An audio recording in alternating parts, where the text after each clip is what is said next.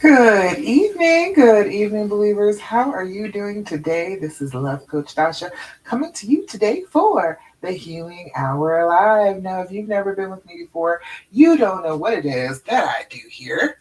As I adjust my camera, I am a love coach specifically for women who want to heal and reconcile after infidelity. You have been cheated on, but this is still your person. You still love them, you still want to be with them, you want to figure out the way to move forward. And I'm here to tell you that you absolutely can do that.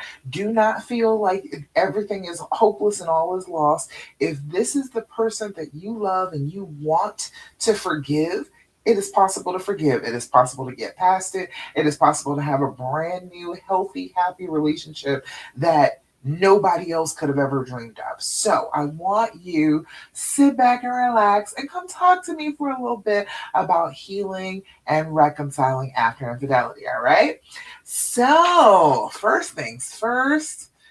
Oh, I always want you to know that what you're dealing with when you are dealing with this is a trauma, all right? It is not just a regular event that has happened to you in your life.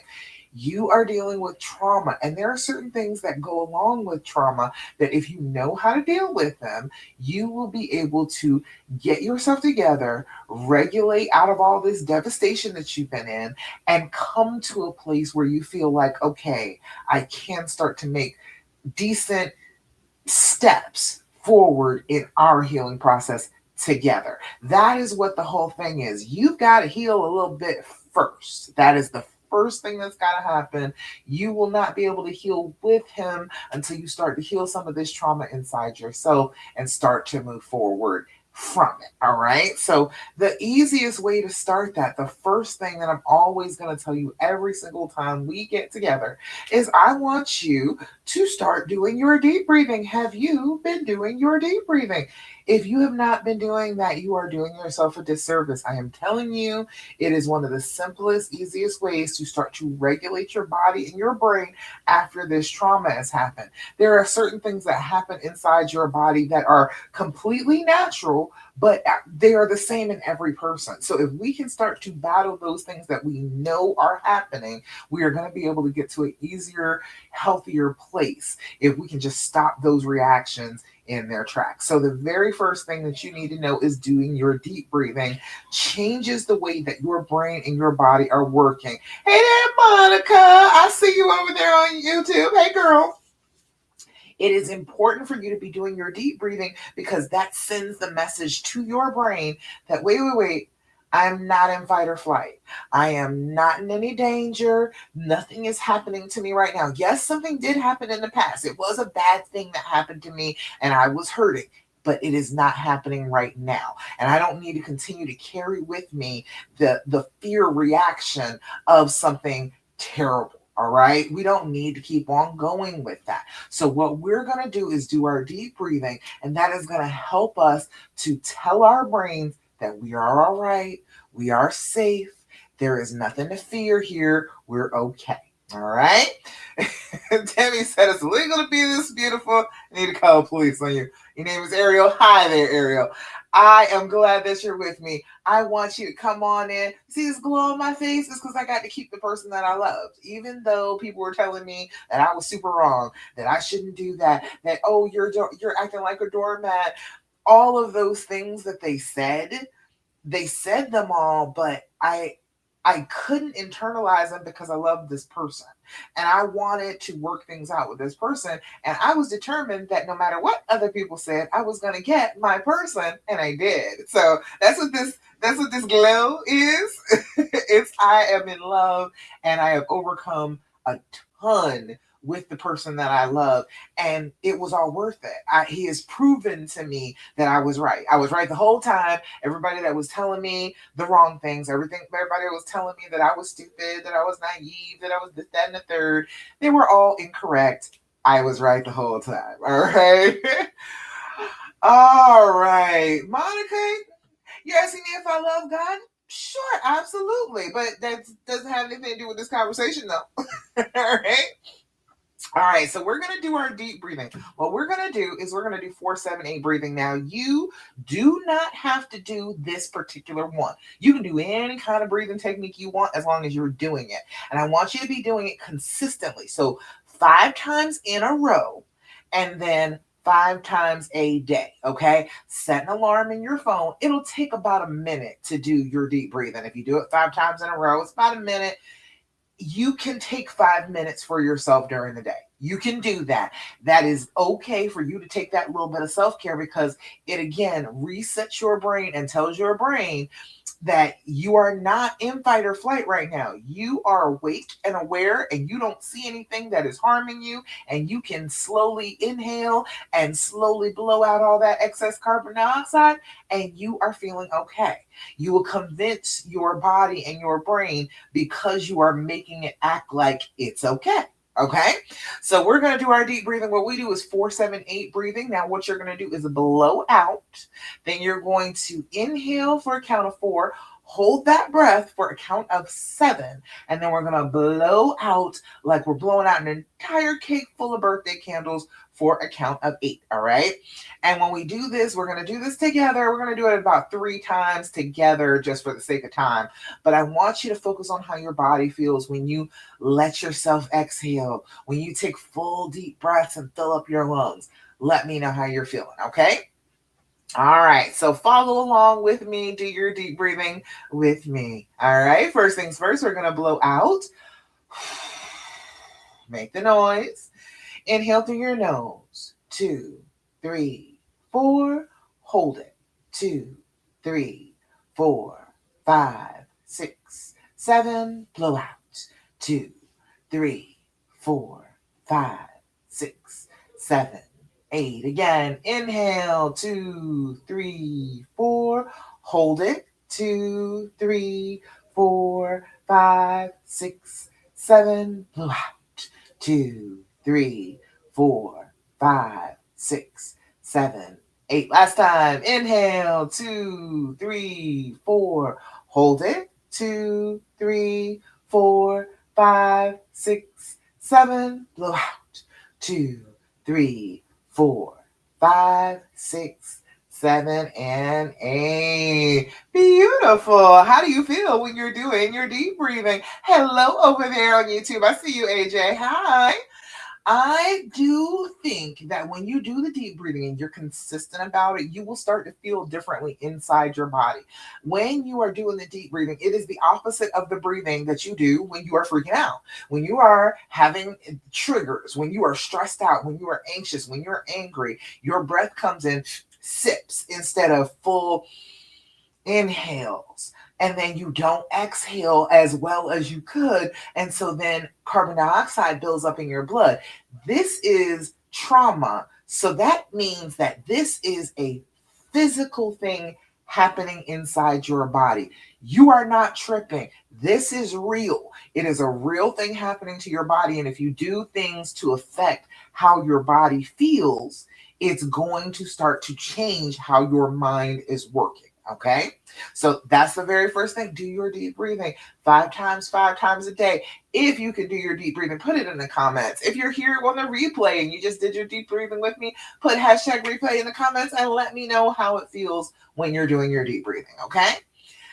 Next thing that I'm always going to talk to you about every time we get together, I'm going to remind you to do your journaling. That is another thing that is going to help you with trauma. It is going to help you to sit down, take those thoughts that are scratching around inside of your head, dying to be let out, and putting them down on paper. This action, just the action of, I hear the thought.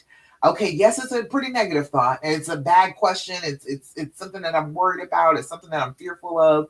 But I'm going to put it down on paper. I'm going to put it down in the special book. And when you put it down in the special book, that tells your brain that something has been done about this thought.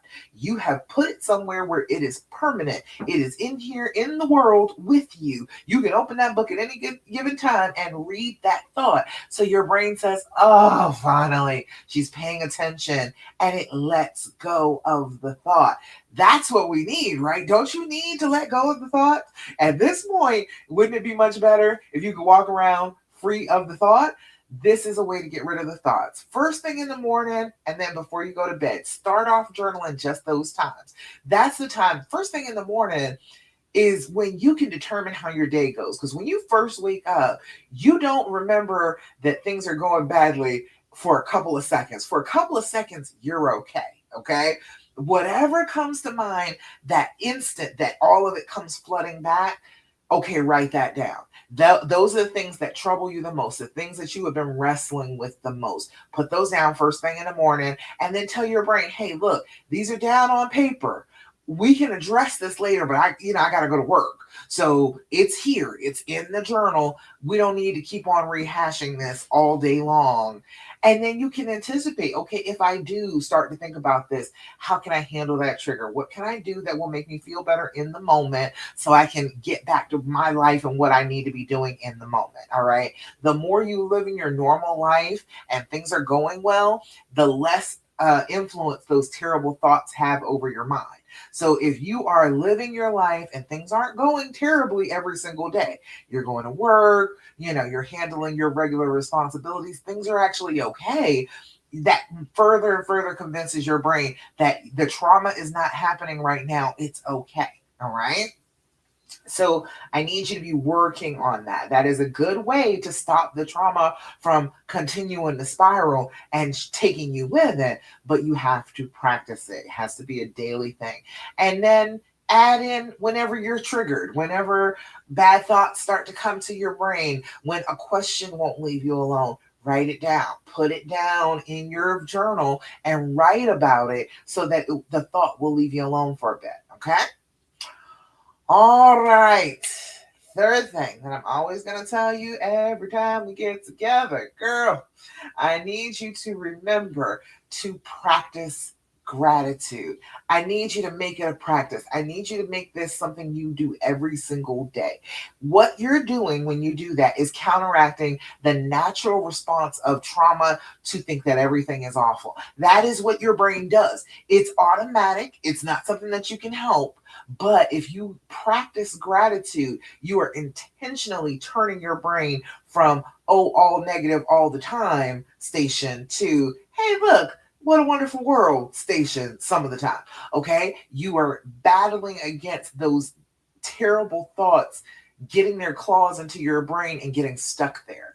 We've got to consistently be thinking about things that we are so, so grateful for. We are glad that they exist in the world. We are excited about them, whatever the thing is. It doesn't matter what it is. And it can be little things, but try and pile on a whole bunch of little things. As you are doing that practice of being grateful for things, then your brain will kick in and be like, hey, look, this is another thing that maybe you should be grateful for. This is a good thing in your life. It will start to recognize things as good things instead of always trying to show you the bad things. Wouldn't it be better if your brain would stop going all off about how everything is terrible all the time? Wouldn't that feel better? That's a way to do it, being grateful. I am grateful this week. I am grateful this Thursday that next Thursday, this time, I will be finished moving.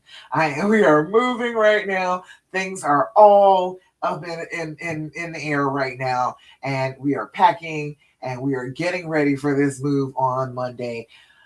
Oh, I am so grateful that in 1 week from now, and I won't be here next week either because I'll be recovering. But next week, by next Thursday, when we should be talking, I will be resting, getting myself together to go to work on Friday because I will have moved all week and it'll be all done and we'll be in our new place. Feeling good, looking good. All right.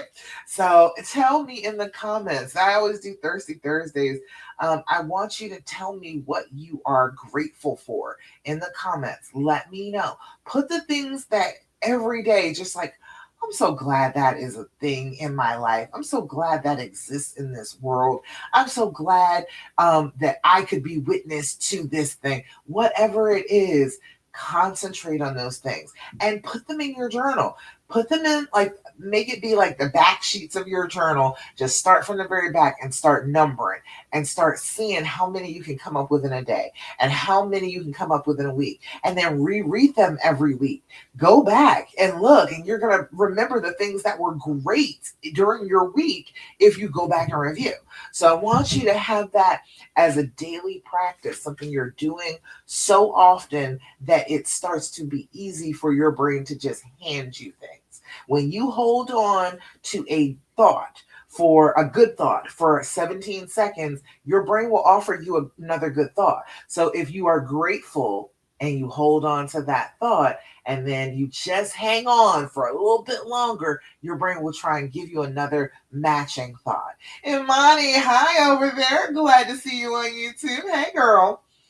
All right. So that's the next thing. Gratitude practice. Okay. Work on that. That needs to be a daily thing. It's the best way to stop those terrible thoughts from going through your brain.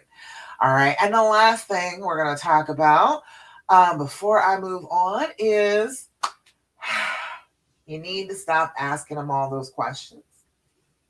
I know you don't want to. I know that everybody tells you that you should just ask all the questions that are on your heart after this infidelity, and it does not matter how he feels about it. He should just answer the questions, and he should just continuously be groveling to you and telling you exactly what you want to hear. I understand the sentiment. Okay.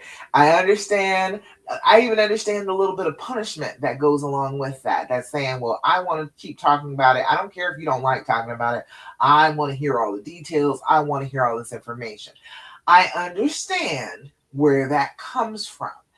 However, I am telling you, that is a trauma response. We cannot continue to go on with the trauma responses if we want to heal from infidelity.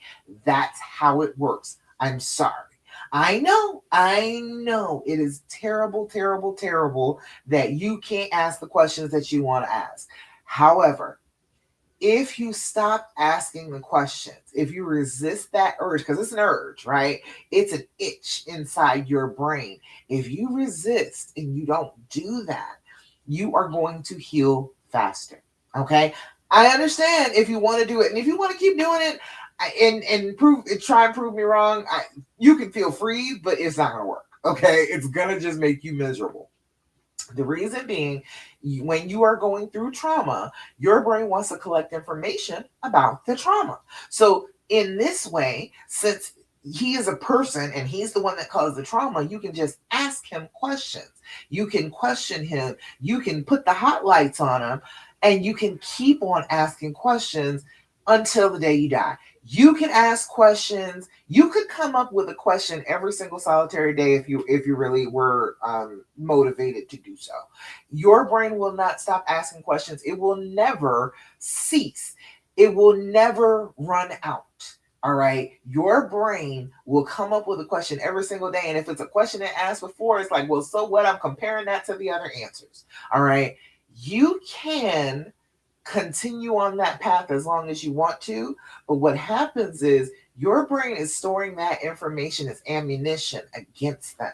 So the harder you try to work together, to link back together, to love one another after this infidelity, the more those answers to those questions are going to pop to the front of your brain and say, but he's not worthy of it because remember what he said.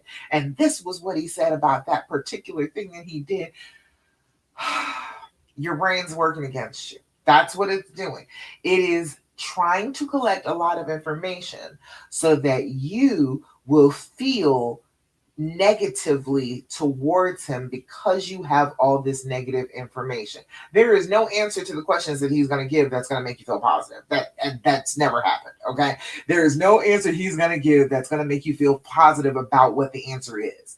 All the questions that your brain is lining up are questions to accuse him, to say that he is the perpetrator, he is the reason why you are in so much pain, and these are the reasons why you shouldn't be around him.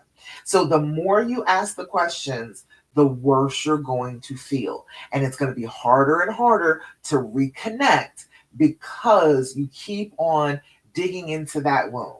All right. I've been a nurse 26 years this year. If you keep on digging your grubby little fingers in a wound, it's not going to heal. That's what you're doing, asking the questions over and over and over and over again, asking the same one, asking it different ways. It is taking your fingers and digging it down in the wound. Your fingers are dirty and they're just digging down in the wound, and you're going to make it infected. You are not going to let it heal. Wounds need covering, they need a little bit of antibiotics, they need some rest. They do not need your fingers poking all in them. And that's what the questions are. Now, I am saying to you, I understand that you want to ask the questions. I am saying to you that everybody tells you that you should be able to ask the questions. I know that's what you want and that your brain is itching to do it. I get that. So instead of the questions that you want to ask, I'll give you something more positive. The and THEAND, the and from the good people at the Skin Deep. These are questions. This is the healing edition. This one is just questions about reconnecting. Just questions about reconnecting. Now, okay, some of them might bring to mind the affair. Some of them may do that, but the questions themselves are not designed specifically about cheating. They are designed to reconnect the two of you, to get you to ask questions of each other, to make you think, to make you open up your hearts and reconnect. Okay, so this is an excellent game. It's like 199 questions every time. I have been going through this deck for like the last 3 years with y'all, and I haven't run out of questions yet. I have not hit all of them just yet. Every now and again, I'll come upon one and be like, oh, I haven't seen this one yet. It is an excellent game to play. You only need about 3 cards between you. Deal out about 3. That's a good hour-long conversation. Okay, it's a good long conversation between the two of you if you get the game. I think it's about $30 on Amazon right now. Put in the and in the search, it'll pop right up. All right. So one question this says is, what could we achieve together that we can't alone? Oh, good one. That reminds you about why you're together. Why is this person important to me? What did I want to accomplish? And where do I want to get to with this person? It's an excellent one. I like that one. What could we achieve together that we can't alone?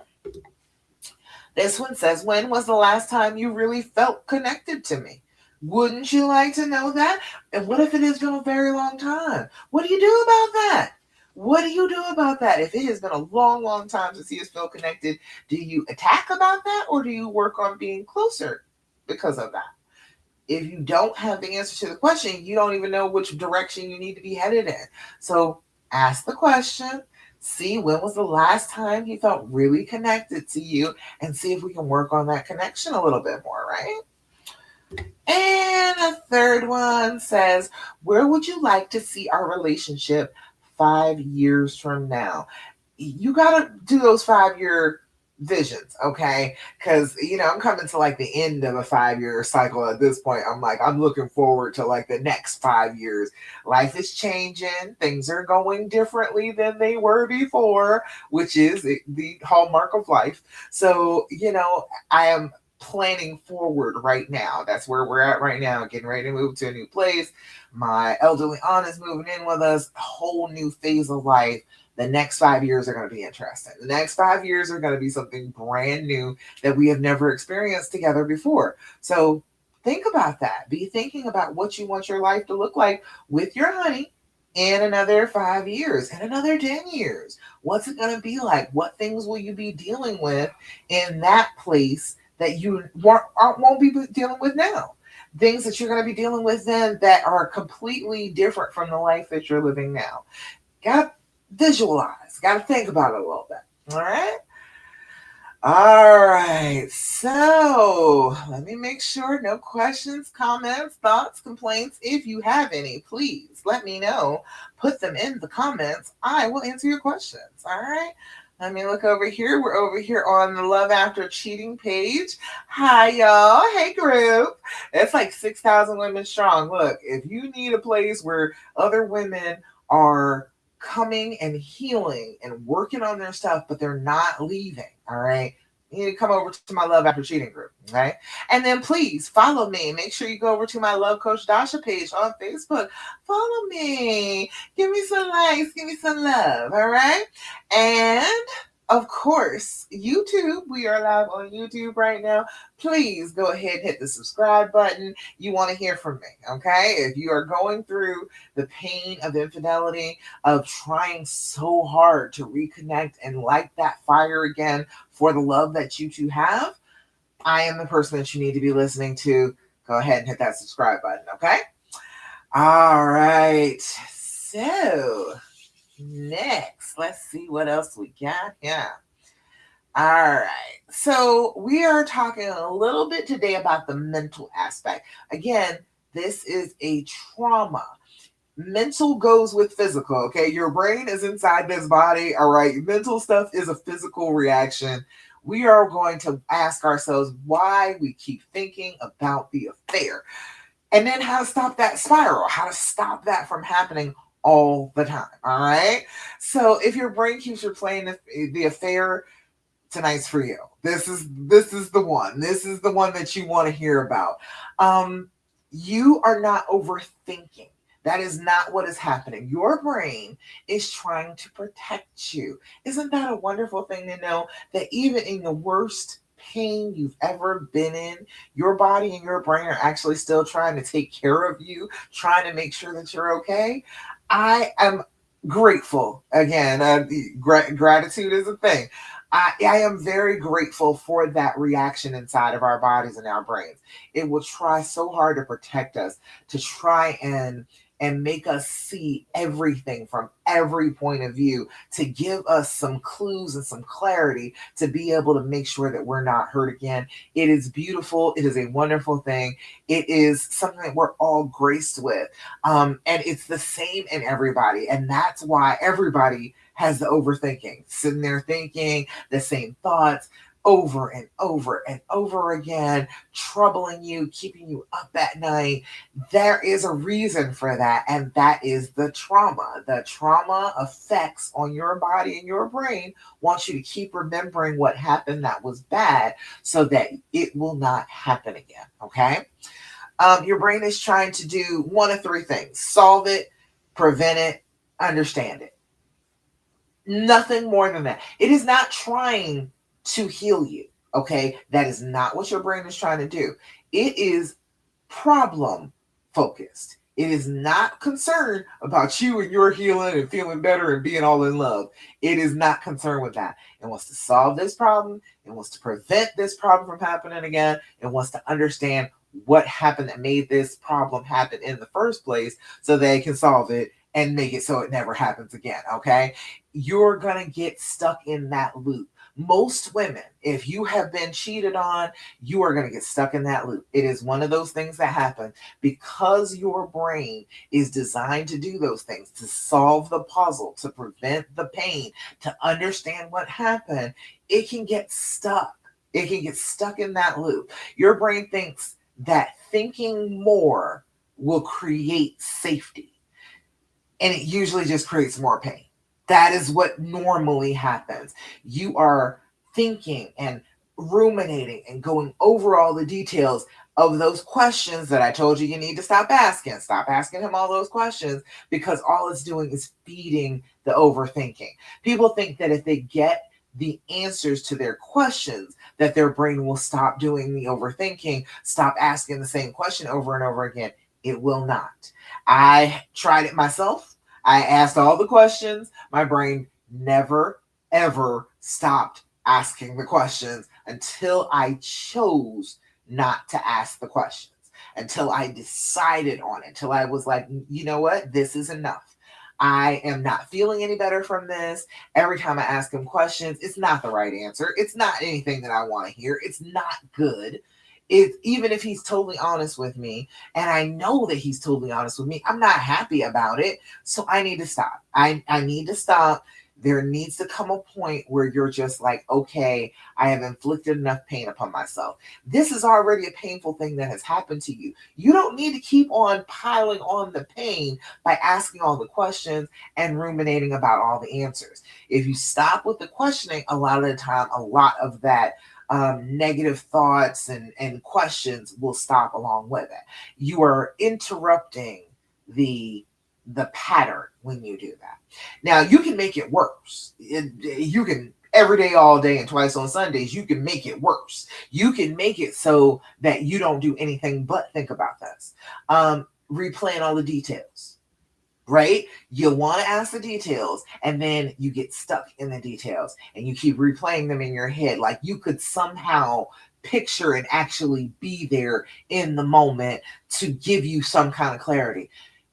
That is just obsessing. It is just obsessing over it, going over every single detail over and over again. It is obsession. It is not any type of clarity. There has never been a person who was obsessed who was clear, okay? Who was feeling clear and having clarity and feeling good about themselves. That has never happened. We are not obsessive and healthy at the same time. Asking those same questions over and over again, especially if you know you've asked this question before and he's like, I answered you on that before. Well, you need to answer me anyway. No, stop. You have to stop that. You have to resist the urge because, again, it is a trauma response. It is being written in your brain that if, okay, I need to ask him this question. If he doesn't answer my question, then that means that whatever I thought with the question, because usually it's an insecurity that comes out with the question. It's like, I thought I wasn't good enough. That will play out in your head and say, well, obviously I'm not good enough since he won't answer my question, and it'll make you believe that negative thought that you were thinking with the question. Okay. You got to stop asking the questions. It's the easiest way to go about it, to interrupt that loop that has formed in your brain from the trauma. And if you keep interrupting the loop, keep every time it's like, no, I will not ask that question, your brain stops doing it. But it takes practice. It takes you being strong about it and consistent and saying, no, I will not ask this question. I will not sit here and keep on asking questions. I can put this question in my journal. I'm going to put this question down. I don't need this answer. It's not going to help me to heal in any way, shape, or form. It is not going to fix me magically that this particular question is going to somehow make me all healed. That's just wishful thinking. That's not real. If there was one question that could have helped you heal, you would have found it already. You would have found it already. You would have gotten the answer to it. It would have healed you. Everything would have miraculously been all right because you've been asking a lot of questions. Okay, you have been asking plenty of them. So if there was a question that was going to heal you, you have already asked it. It did not work. Okay. Trying to figure it out. Oh, the whys. The why did he do this? More than likely, okay, we have talked about the why, evaluating the why before. More than likely, it's because hurt people hurt people. Okay. There was something about this situation that brought up something of pain in him, and he thought the best, most productive idea while he was in that pain would be to cheat on the mate that he has right now. That's how bad, whatever it was, it made him think a terrible idea was a good idea. That's the why. Every single time, there is no other answer. That is what it is. He was feeling some kind of way. He was feeling probably bad about himself in some way, shape, or form, sick, sad, or stupid, some mental or physical illness, some grief that he and loss that he was dealing with, or some stupid thing that he has been told about what men and women are supposed to be doing, what relationships are supposed to be like. All of those things cause a massive amount of pain, and then you do something dumb because you've been given wrong information. You're in pain. All right. That is what it is. You don't have to keep on trying to figure it out. It is a very simple thing. You probably know what the triggers were that caused him to do this in the first place. You probably know pretty clearly what was happening in his life. Women come to me and like, well, yeah, he did, lose his mom. Yeah, his dad came up with a new kid. All of a sudden, his dad has this other kid that he never knew about. All sorts of weird things happen that cause you pain, that cause you to break in ways that cause you to break other people. That is what we're trying to do here. You've been broken by his brokenness. That doesn't mean you have to stay broken. That means we got to fix you quick so you don't keep breaking him and he doesn't keep breaking you and you don't keep on going in this terrible, never ending cycle of hurt people, hurt people. Okay? We got to stop the process. We got to stop trying to figure out beyond the fact that people do things to hurt the people they love because they are hurting. There you go. That's the answer. Okay. Figured it out. We figured it out. All right. Done. Okay. And then imagining the scenarios. Imagining arguments in your head. If you catch yourself doing that, stop it. All right. Imagining the two of them together. We need to clear our brains of that. You need to go to a song that you like and put that song and the imagery that you get for that song. It's even better when you watch a video. Get that imagery for the song in your head instead of the imagery of the two of them together.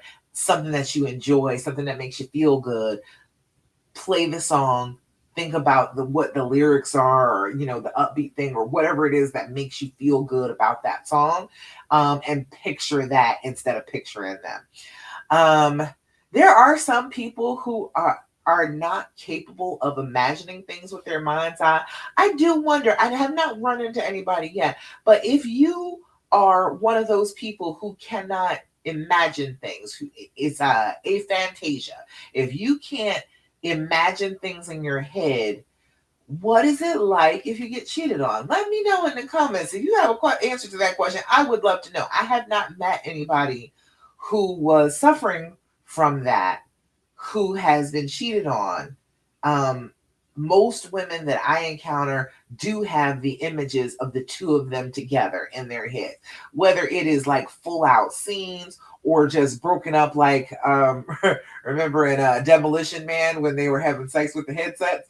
It was just flashes of what was going on.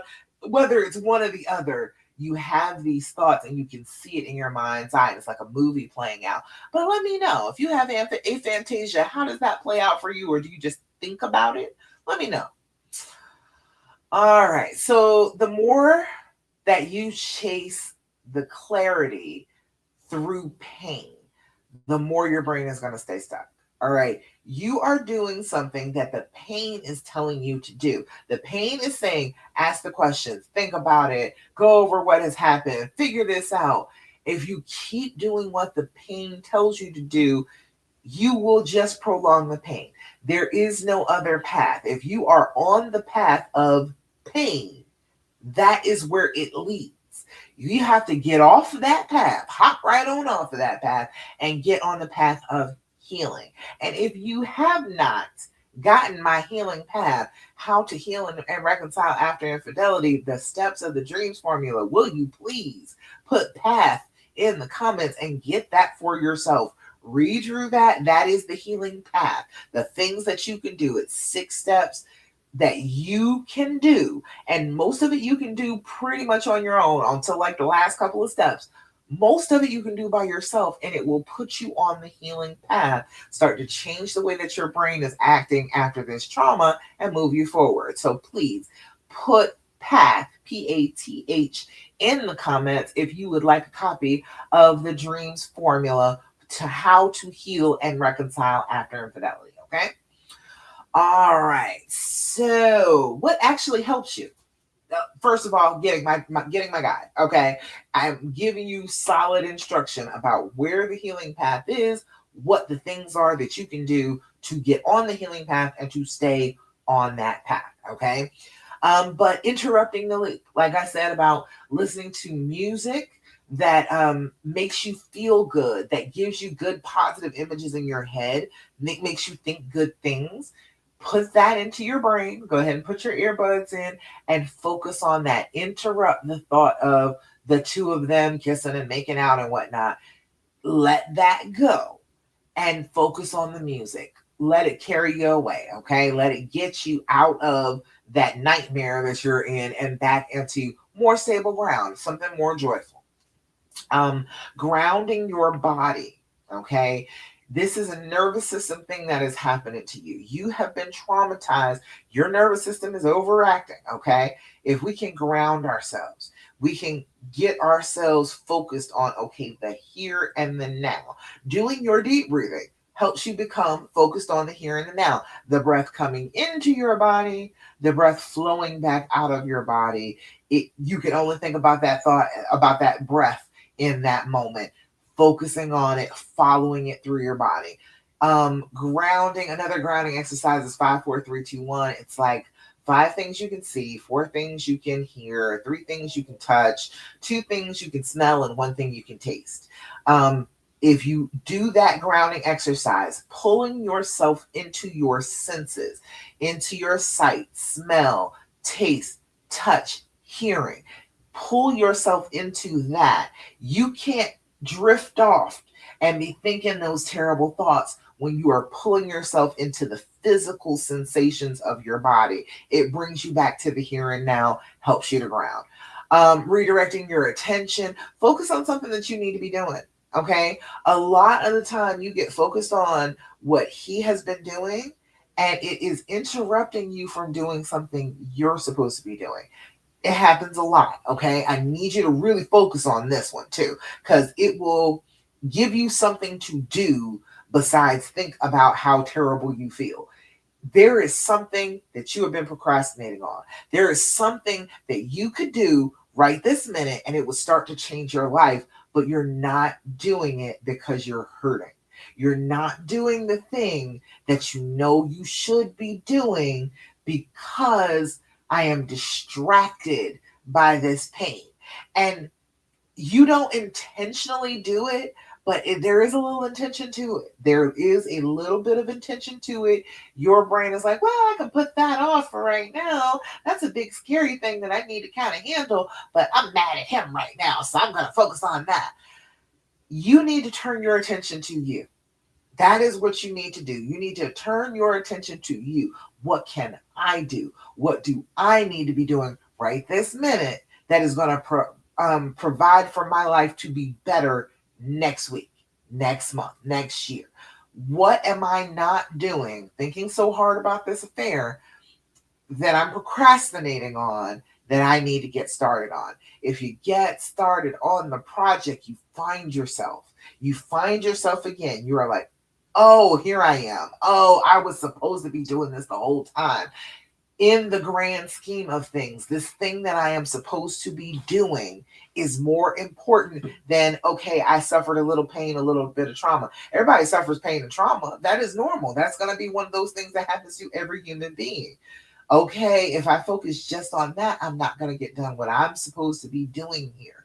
Um, if you put your focus on your purpose, the thing that you are supposed to be doing, that light will come back to you. That light that you had when you were all in love, you will have that light without just the in love part. It will just be shining through you. And that right there is why he fell for you in the first place. And that right there is going to be why he doesn't cheat again, because he wants that light. There was a reason he was with you. It was the light that was in you. And if you start shining that light again, starting to let that come through the darkness, he is not going to be able to resist trying to keep that light on. He is not going to try and turn it off again. He has lived in the darkness before. He does not want to continue to do that. So if you find that light, you are giving him real good reason not to mess it up again. Okay. And then, more structured processing, like doing your journaling, okay? Doing your grounding exercises, doing your deep breathing, things that counteract the anxious, upset, triggered, traumatized feelings. If you do the exact opposite of what they are telling you, you will be on the healing path, okay? The more you're going to chase that clarity, the more you're going to stay stuck. If you are chasing that clarity through the pain, you're going to stay stuck in the pain. If you chase clarity through doing what you need to do, all right, coming to a place of healing, you are going to be healed. Healing doesn't come from thinking more, it comes from feeling safer. And if you are interrupting your own thoughts, if you are taking back control of the controls from your autopilot brain, you are in control. You can heal exactly the way you choose to heal, and nothing can stop you. Okay. Um, all in all, this if you keep thinking about it, that doesn't mean that you're broken. If it has been stuck in your head, if you're still dreaming about it, it only means that your brain hasn't learned how to feel safe again. But you can provide that safety for yourself. You are not in any way broken. You just haven't learned how to do safety. Okay. So if you are struggling with that, if you are struggling with safety, if you're struggling about where you actually are on this path, DM me, talk. All right. I will talk to you about it. I will help you with whatever is going on right this minute. I will text with you about what your brain is fearing, what it is stressing about, and how it can feel more safe. Just send me a message, okay? Talk in the comments or DM me, talk, and we can chat. All right. All right. So, yeah, if your mind keeps playing and replaying the betrayal, you're not by yourself. And in the comments, if you're catching this on a replay, catching it now, put down a thumbs up if you have been stuck ruminating and you couldn't get out of the thoughts. Because I bet you anything, it's other women out here who feel the exact same way, um, who have been just stuck in the thoughts and feeling like they're the only ones that that's happening to, and you're not. Okay. It is a common thing. This trauma is something that happens, and then it's the same for just about everybody. Okay. All right. So, any questions, comments, thoughts, complaints, anything going on, anything you want to talk to me about? All right. So, one more thing before we go. I was telling you about the practices earlier. I was telling you to do your deep breathing, to do your journaling, to stop asking them all those questions, to do your gratitude practice. Okay. There's one more of those. And these are the practices. If you want a copy of the practices, put practices in the comments. I will send you the link for that. Yeah, just practices in the comments, and I will send you the link to get the practices, exactly what it is that we're doing when we're doing all those things, and exactly how to do them, why they work, why they are helpful, why they're the things that I tell every single client that I have who is trying to heal after infidelity to do them. Okay. But the last one is to do your affirmations. We have been battling the trauma this whole time, right? The deep breathing tells your body and your brain that you don't need to hyperventilate. You are actually safe. You are aware of your surroundings. Nothing bad is happening to you. When you do your journaling, it is taking those negative thoughts that keep wanting to repeat over and over again in your head and putting them down on paper so they shut the hell up. Being grateful. Again, we're fighting against those negative thoughts that automatically come with this trauma. When your brain has been hurt, it only thinks about things that hurt. So we can purposely choose to think about things we are grateful for and stop that pattern in its path. And then for not asking the questions, again, same thing. It's the same thing over and over and over again in your head. If you keep allowing your brain to keep asking that question over and over again, it will never stop. Okay. It will continuously try and think of something awful to think about on a regular basis. That extends into thinking awful things about yourself. That is why you need to do your affirmations. You need to take a little time every day to look yourself in the eye, and in your camera, in your phone, in your bathroom mirror, whatever it is, stand there and believe a good thing about yourself. Repeat it. Say it like you really mean it. Say it like it is the most true thing you have ever said in the whole entire world about yourself. And when you do this and you're doing it consistently, your brain has these little snippets of, I really love myself. I am giving myself grace. I am believing beautiful things about myself. I can be better than this pain is trying to let me be. That is what is happening when you are doing your affirmations. You are constantly reassessing in your brain who you actually are. Your brain will try and say that you are less than because this negative thing has happened to you. Because you were cheated on, somehow that makes you less than. You didn't do it. You did not cause this problem. So you shouldn't feel worse about yourself just because it happened to you. Bad things happen to good people on a regular basis. It does not mean that you're a bad person because this happened. So you got to keep reinforcing to your brain that you are a good person. You deserve good things in your life, not the terrible things that your brain will keep telling you. Okay?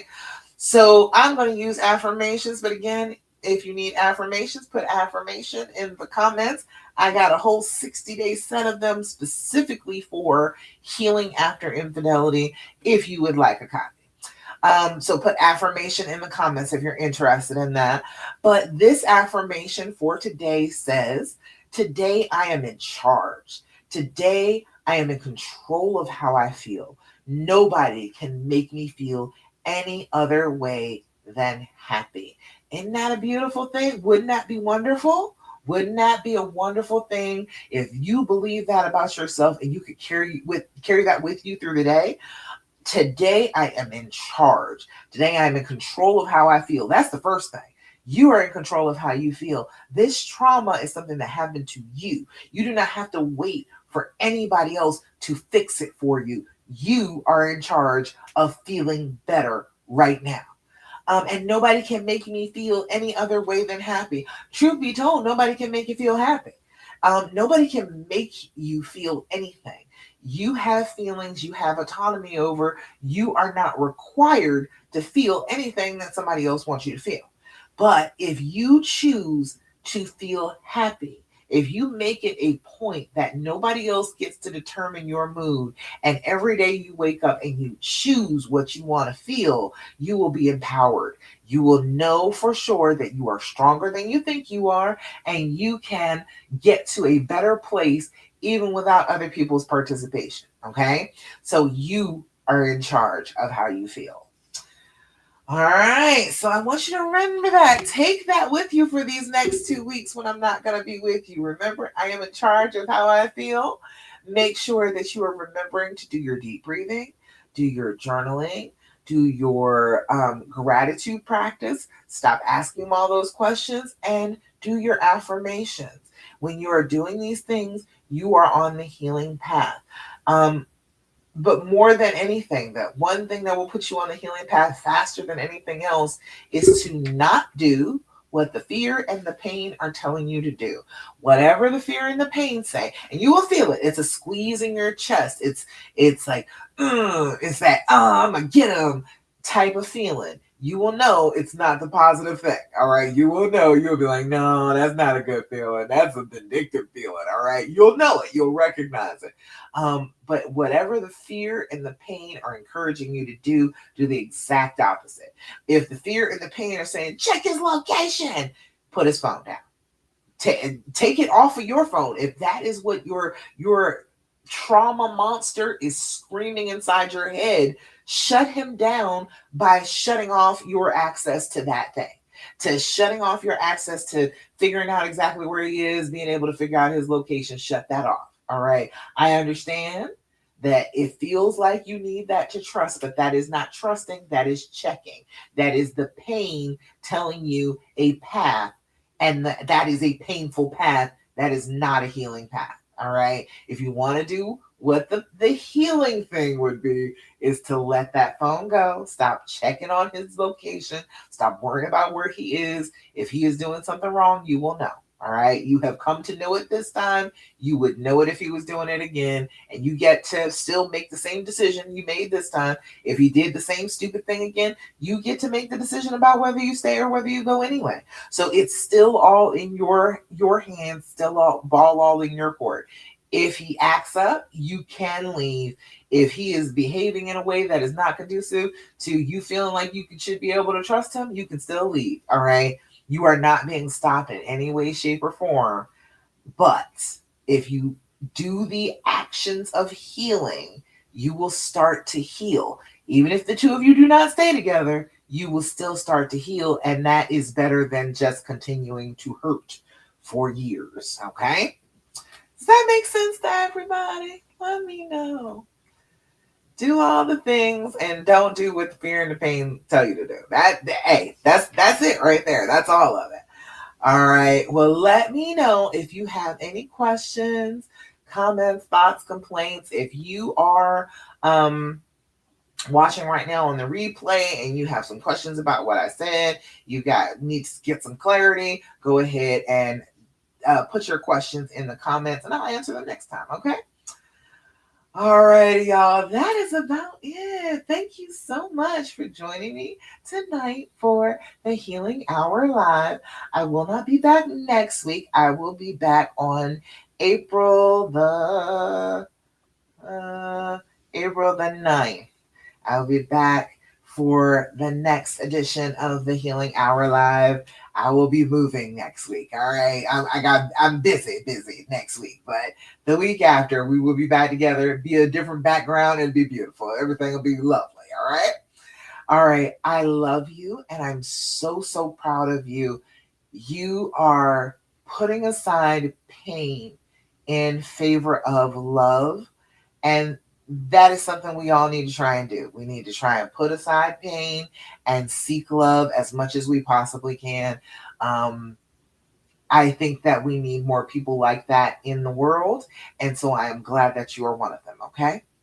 All right. That's it. Mwah. I love you. And I will see you again on the 9th of April, 9 p.m. Eastern Standard Time for the Healing Hour Live.